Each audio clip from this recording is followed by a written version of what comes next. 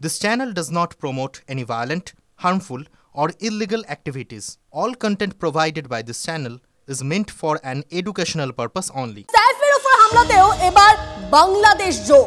ধৃত মোহাম্মদ শরীফুল ইসলাম শাহজাদ বাংলাদেশের বাসিন্দা। ধৃতের কাছ থেকে ভারতীয় নাগরিকত্বের কোনো প্রমাণ মেলেনি। কে এই ব্যক্তি আরো ডিটেইলসে জানবো, আরো আপডেট নেব। আমাদের প্রতিনিধি হীরা আমাদের সঙ্গে রয়েছেন। হীরা জি, अभी तक की क्या अपडेट है? UEM Jaipur is a perfect target for prospective students aspiring for good jobs, good education with future-ready skills. यहाँ पे सबसे बड़ी अपडेट है कि जो सैफ अली खान पे अटैक करने वाला हल्लेखोर है उसको यहाँ से अटैक किया गया। ये यहाँ का जो कामगार लोग यहाँ पे रहते हैं और यहाँ पे बाजू में एक हाई प्रोफाइल सोसाइटी है। यहाँ पे एक मेट्रो का काम चल रहा है, उस सिलसिले में लोग काम करते हैं। उसके पीछे जंगल है, जंगल के पीछे उस आरोपी को पुलिस ने हिरासत किया। लगभग 300 से ज़्यादा पुलिस रात को 3:30 बजे पुलिस ने उनको आरोपी किया। सबसे पहले पुलिस यहाँ पे आई थी और उन्होंने यहाँ पे छानबीन की, इन लोगों से बताया, पूछा, जानकारी ली। उसके बारे में उनको कोई पता नहीं था। बाद में उसका लोकेशन, मोबाइल लोकेशन प्रेस किया तो फिर एग्जैक्ट इनके पीछे था। हालांकि जब विजय दास जो शुरुआती में मुंबई में आया था तो इस इलाके में काम करता था। जो यहाँ पे हाई प्रोफाइल सोसाइटी है, यहाँ पे बहुत सारे बड़े बड़े अफसर या पॉलिटिशियन भी रहते, तो इस जगह पे वो काम करता था। मुझे एक बात जानना है आपसे, शरीफुल जो जिनके बारे में जानने में आ रहा है, ये शरीफुल है कौन? मतलब इंडियन है या फिर दूसरे कोई मतलब बांग्लादेश से आए हैं? हालांकि पुलिस ने अभी बताया कि वो बांग्लादेश से आए, लेकिन हालांकि पूरी खबर पुलिस ने बताया कि वो बांग्लादेश है। इसके बारे में अभी जांच शुरू है। जांच शुरू के बाद में वो कहाँ से आए, उसका इरादा क्या है, वो उसकी कोशिश क्या थी, उसको क्या चाहिए था, इसके बारे में पुलिस जांच करेगी। फिर बाद में उसकी सब डिटेल्स हम अपने दर्शकों को दिखाएंगे। हालांकि यही खबर मिल रही है कि रात को 3:30 बजे 300 से ज़्यादा पुलिस कर्मचारियों ने यहाँ से आरोपी को अरेस्ट किया। आरोपी पीछे जंगल में छुपा हुआ था, झाड़ी के पीछे। पुलिस रात को आई, उसका मोबाइल ट्रेस किया और उनको आरोपी को पकड़ के यहाँ से मुंबई लेके गई। और मुंबई पुलिस ने इसके बारे में भी इंफॉर्मेशन दी कि आरोपी बांग्लादेश से आया था और बांग्लादेश से उसके बारे में अभी पुलिस और रिसर्च करेंगे कि उसका मकसद क्या था, सैफ अली खान के घर पे कैसे पहुंच गया, उसका मकसद क्या था, इसके बारे में पुलिस जांच कर रही है। लेकिन थाने सैफ अली के अटैक प्रकार में उसका थाने से जुड़ गई है। क्यों हुआ है? एक्यूज्ड अरेस्ट होने के बाद हमको काफ़ी कम टाइम अभी तक मिला है। ये चीज़ें इन्वेस्टिगेशन में निष्पन्न की जाएगी।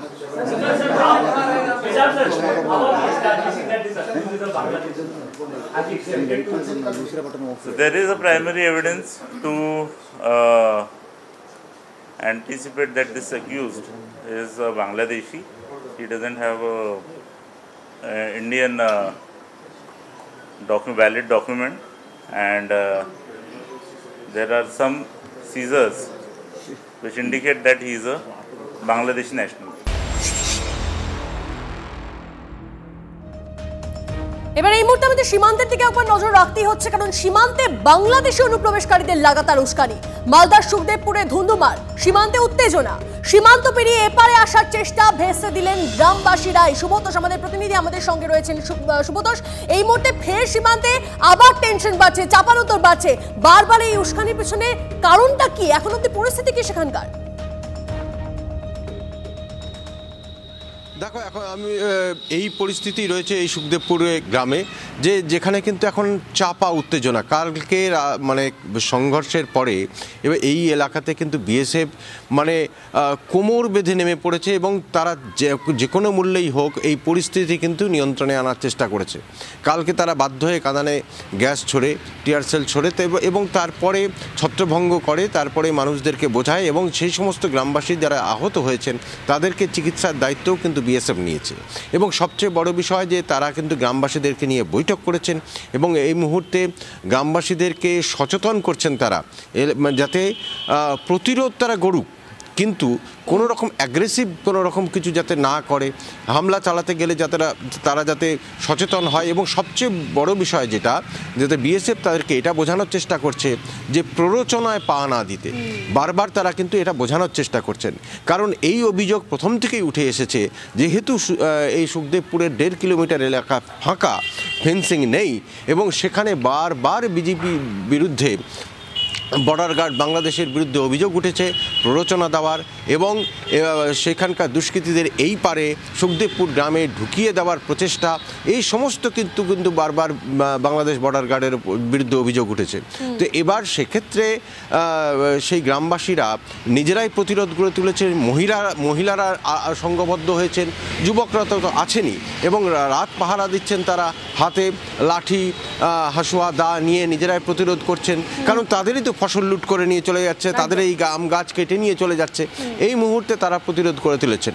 কিন্তু কোনো রকমভাবেই যাতে আন্তর্জাতিক সীমান্তে এমন কোনো ঘটনা না ঘটে যায় যার দিকে কিন্তু কড়া নজর রেখেছে বিএসএফ, এবং সে কারণেই গ্রামবাসীদেরকে তারা সচেতন করছেন যাতে এমন কোনো পদক্ষেপ না হয় যাতে কোনো আন্তর্জাতিক সম্পর্কের ক্ষেত্রে কোনো বিঘ্ন তৈরি হয়ে যায়। ফলে এই জায়গায় কিন্তু খুব সচেতন রয়েছেন এবং যতটা ধৈর্যের বাঁধ তারা নিজেরাই করে রেখেছেন, তারা এগোচ্ছেন। একদম অবশ্যই আমাদের নজর থাকবে এই গোটা পরিস্থিতি দিকে। অনেক ধন্যবাদ তোমায়। দেখুন, অরক্ষিত সীমান্ত, জমি জটে আটকে কাঁটাতার দেওয়ার কাজ, আর সেই সুযোগকে কাজে লাগিয়ে বাড়ছে অনুপ্রবেশ। গতকালই বিএসএফ এর জালে 7 জন বাংলাদেশি অনুপ্রবেশকারী, ধৃতদের কাছ থেকে উদ্ধার ভুয়ো আধার কার্ড। অত্যাচারে দেশ ছেড়ে এসেছেন বলে দাবি ধৃতদের। এদের মধ্যে মহিলা ও নাবালকও রয়েছে। পুলিশের জালে এক বাংলাদেশি দালালও। জেলা প্রশাসন ও জলপাইগুড়ি জেলায় রাজগঞ্জ সদর ব্লক মিলিয়ে প্রায় 87 কিলোমিটার সীমান্ত এলাকা, যার মধ্যে জলপাইগুড়ি সদর ব্লকে থাকা 48 কিলোমিটার এলাকার মধ্যে প্রায় 18 কিলোমিটার এলাকা অরক্ষিত। এর মধ্যে নদীও রয়েছে। অভিযোগ, এই অরক্ষিত এলাকাগুলিকে কাজে লাগিয়ে চলে অনুপ্রবেশ, গরু পাচার, চলে মাদক পাচারও। গত ডিসেম্বরে পাচারকারী ও বিএসএফ এর সংঘর্ষে মারা যায় এক বাংলাদেশি পাচারকারী।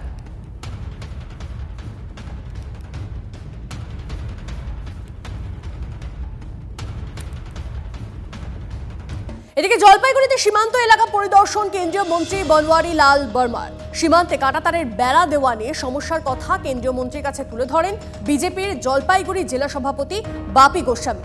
গতকাল জলপাইগুড়ি পৌঁছে প্রথমে বনওয়ারি লাল যান ভাটপাড়া বর্ডার আউটপোস্টে। সেখানে সীমান্ত এলাকা পরিদর্শন করেন তিনি।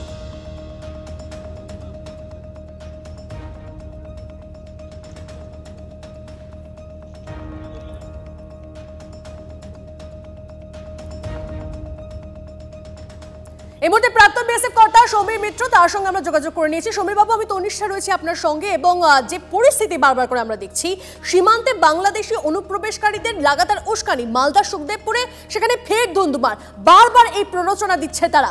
পরিস্থিতি এখন এরকম হচ্ছে, বারবার করে উত্তেজনা হয়ে উঠছে পরিস্থিতি, এবং সীমান্ত পেরিয়ে এপারে আসার চেষ্টা লাগাতার করছে তারা, এবং ভেসে দিচ্ছেন সেটা গ্রামবাসীরাই। এই পরিস্থিতি কেন, তারা চাইছে কি? বাংলাদেশ একটা অস্থিরতার মধ্য দিয়ে যাচ্ছে।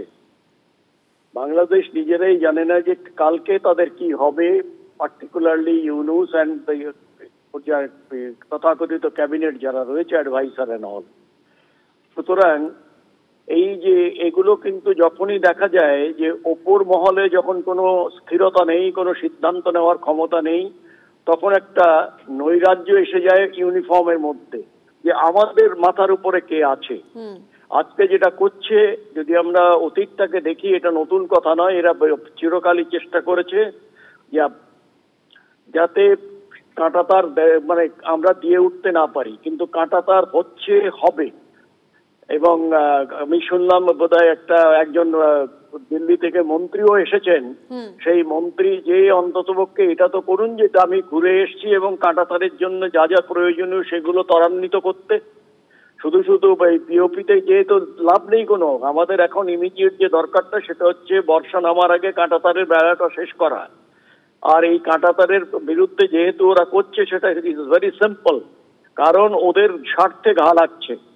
এবং যদি আমরা এই যে ছবিগুলো আসছে একের পর এক আমরা যদি দেখি, তাহলে দেখা যাচ্ছে যে ওরা কিন্তু মোটামুটি ট্রেঞ্চ বানিয়েছে, তার মধ্যে যাতে অন্তত 8-10 জন মাথার উপরে দিয়ে গুলিটাও যাতে বেরিয়ে যায়, অথচ ওদের গায়ে লাগবে না, সেই ধরনের, যেটা আমরা ক্রলিং ট্রেঞ্চ বলি, যে এক জায়গা থেকে অন্য জায়গায় যাওয়ার জন্য একটা টানেল মতো করা হয়, সেটা ওরা করেছে। সেই জায়গাগুলোর দিকে আমাদের নজর রাখা দরকার। তবে কাঁটাতারের বেড়া হবে, সুখদেবপুর হোক আর উত্তরবঙ্গ হোক, কোনো জায়গায় কাঁটাতারের বেড়া থেকে আমরা পিছিয়ে আসার কোনো কথাই নেই। কিন্তু দিল্লির থেকে ক্লিয়ার নির্দেশ দরকার যে এখন কি করবে কি করবে না। কারণ এই ধরনের এই ঔদ্ধত্য যে সে কেউ বন্দুক ধরে টানাটানি করছে, তাহলে প্রয়োজনে তখন ইয়ে করবে, যদি নিজের হাতিয়ার কেউ কেড়ে নিতে চায় তখন তাকে গুলি করবে, সিম্পল গুলি করবে এবং তাতে মানে এফেক্টিভ ফায়ার। অনেক ধন্যবাদ আমাদের সঙ্গে কথা বলার জন্য। কথা বলছিলাম সমীর মিত্রের সঙ্গে। দেখুন, মালদার সুখদেবপুরে ভারত বাংলাদেশ সীমান্তে উত্তেজনা। কি অবস্থা মুর্শিদাবাদের সীমান্তে? ওপারে পালাবদলের পর মুর্শিদাবাদে ভারত বাংলাদেশ সীমান্তে বারবার উত্তেজনা দেখা দিয়েছে। গত কয়েক মাসে বেড়েছে বাংলাদেশি অনুপ্রবেশ। সীমান্তে 0 পয়েন্ট সংলগ্ন এলাকায় বাংলাদেশি ছাউনি তৈরি হয়েছে। কখনো এপারের কৃষকদের মারধর, পরিস্থিতি মোকাবিলায় সজাগ বিএসএফ। মুর্শিদাবাদে রয়েছে 125 কিলোমিটার সীমান্ত এলাকা, এর মধ্যে প্রায় 40 কিলোমিটার জলপথ, যেখান দিয়ে বারবার বেআইনিভাবে ভারতে ঢোকার চেষ্টা বাংলাদেশিদের।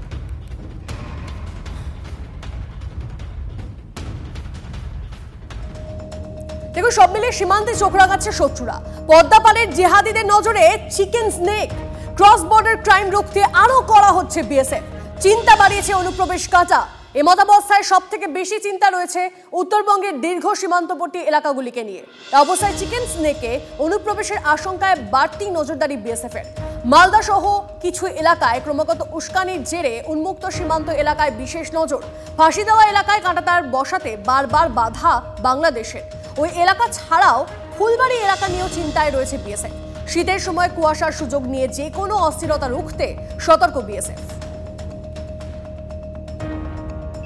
একটা বাংলাদেশ আমাদের পড়োশি, বর্ডারটা সবসময় সেন্সিটিভ। আজকে এই যে লক্ষ লক্ষ কেন কোটি কোটি অনুপ্রবেশকারী এসে ভারতবর্ষের তথা পশ্চিমবাংলার জায়গায় জায়গায় জমি জায়গা দখল করে নিয়ে আইন শৃঙ্খলা হাতে নিয়ে নিচ্ছে, সরকারি প্রকল্পের সুবিধা নিয়ে নিচ্ছে, এখানকার মানুষের জীবনকে দুর্বিষহ করছে, এটা বর্ডারের জন্যই।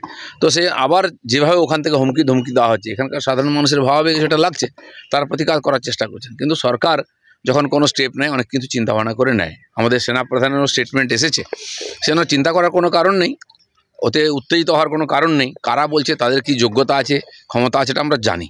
তারা পেছন থেকে লুকিয়ে চুরিয়ে এ ধরনের কাজ করে, সেজন্য সরকারের উপরে আস্থা রাখার দরকার আছে। যেহেতু বিদেশ, আমরা সাইড হস্তক্ষেপ করতে পারি না, কিন্তু সরকার তার হাতে যা যা রাস্তা আছে সব প্রয়োগ করছে।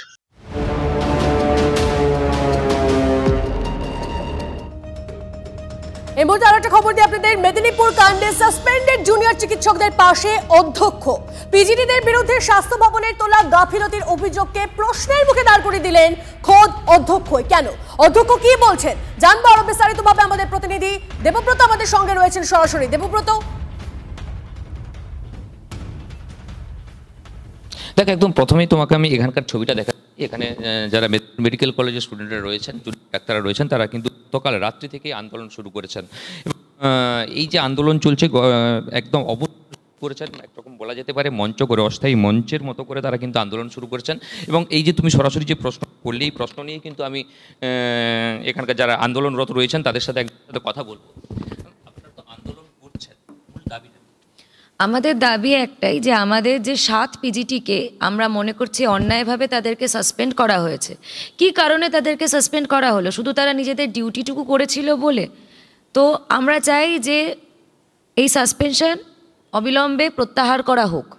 অ্যান্ড আমরা সেই কারণে আমাদের এই দাবি জানিয়ে আমরা হায়ার অথরিটিকে, এনএমসিকে, ডিএমই, ডিএইচএস এবং অন্যান্য হায়ার অথরিটিকে আমাদের দাবি মেলের মাধ্যমে জানিয়েছি। আপনারা করেছেন, পাশাপাশি প্রিন্সিপাল আপনাদের মেলও ফরওয়ার্ড, এবং সেখানে আপনাদেরকে একদম ক্লিন চিট হয়েছে। না, আমাদেরকে ক্লিন চিট দেওয়া হলে তো তাহলে তো সাসপেনশনের কথা ওঠে না। আমাদের তো সাসপেনশনের কথা ওঠে না। ঠিক আছে, আমাদের মেল প্রিন্সিপাল ম্যাডাম ফরওয়ার্ড করেছেন, অ্যান্ড আমরা সেই মেলের উত্তরের অপেক্ষায় এখানে রয়েছি। যতক্ষণ অবধি না আমরা সেই মেলের উত্তর পাচ্ছি আর আমাদের এই সাসপেনশন প্রত্যাহার করা হচ্ছে বা প্রত্যাহার করার আশ্বাস দেওয়া হচ্ছে, ততক্ষণ অবধি আমরা এখানেই থাকবো। এখন অবধি কি স্বাস্থ্য দপ্তরের কাছ থেকে কোনো সদুত্তর পাননি? আপনাদের বিরুদ্ধে তো এবার আইনানুগ ব্যবস্থাও নেওয়া। না, আমরা কোনো রকম কোনো সদুত্তর পাইনি, কোনো সদুত্তর পাইনি। আমরা যে না, আপনাদের কোনো সদুত্তর আসছে তখন এই চলবে। হ্যাঁ, যতক্ষণ সদুত্তর না। দেখো, এনাদের কিন্তু ক্লিয়ার বক্তব্য একটা, যতক্ষণ না এনারা কোনো সদুত্তর পাচ্ছেন তখন কিন্তু তাদের এই আন্দোলন চালিয়ে যাবেন। এবং যে প্রিন্সিপাল যে ক্লিন চিট দিয়েছেন সেটাকে সামনে রেখেও এনাদের বক্তব্য যে যেহেতু মানে প্রিন্সিপালও বলছেন, সেই জায়গাতে স্বাস্থ্য দপ্তর কেন এক জায়গাতে অনড় রয়েছেন। পাশাপাশি যদি আমরা আজকে আর একটা বিষয় দেখি, যে দেখবে আইএমের পক্ষ থেকেও একটা চিঠি দেওয়া হয়েছে, প্রেস রিলিজ জারি করা হয়েছে, যেখানে বলা হয়েছে যে এই ডাক্তারদের তারা দাঁড়াচ্ছেন এবং এই মুহূর্তে আমরা যোগাযোগ করে নিয়েছি সৌরভ দত্ত আমাদের অপর প্রতিনিধির সঙ্গে। সৌরভের সঙ্গে একটু বিষয়টা জানতে চাইবো। সৌরভ, মেদিনীপুর কাণ্ডে সাসপেন্ডেড জুনিয়র চিকিৎসকদের পাশে অধ্যক্ষ, পিজিটিদের বিরুদ্ধে স্বাস্থ্য ভবনের তোলা গাফিলতির অভিযোগকে প্রশ্নের মুখে দাঁড় করে দিলেন খোদ অধ্যক্ষ। অধ্যক্ষ ঠিক কোন কোন পয়েন্টগুলো সামনে রেখে এই যে গোটা বিষয়টাকে প্রশ্নের মুখে দাঁড় করাচ্ছে? তো নিশ্চয় দেখো, অধ্যক্ষ শুধুই যে স্বাস্থ্য ভবনে চিঠি লিখে সাসপেনশনের অর্ডার প্রত্যাহার করেছেন তা নয়, সেইখানে তিনি যে বক্তব্যটা লিখেছেন সেখানে তিনি বলছেন যে এনএমসির গাইডলাইন মেনেই সিনিয়রদের সুপারভিশনে তত্ত্বাবধানে ওটি কক্ষে হাজির ছিলেন 7 জুনিয়র রেসিডেন্ট। তাদের যে বক্তব্য সেই বক্তব্য শোনা হয়নি। তাহলে প্রশ্ন উঠছে, যদি সুপারভিশনে ছিলেন তাহলে কেন রাজ্য সরকার বলছে সিনিয়র চিকিৎসকেরা উপস্থিত ছিলেন না?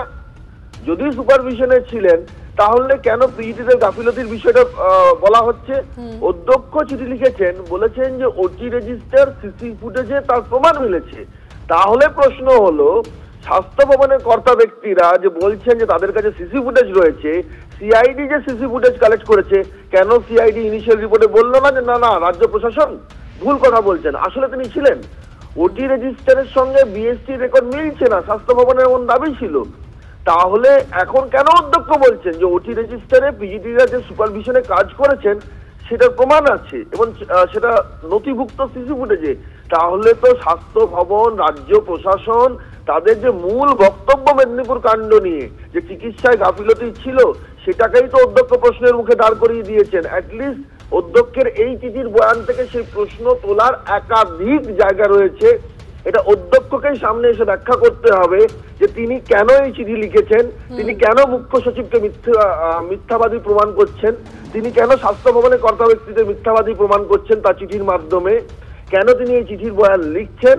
আর যদি তা না হয় তাহলে বুঝতে হবে যে কর্মবিরতির চাপে পড়ে, জুনিয়র চিকিৎসকদের চাপে পড়ে তাকে এই চিঠি লেখানো হয়েছে।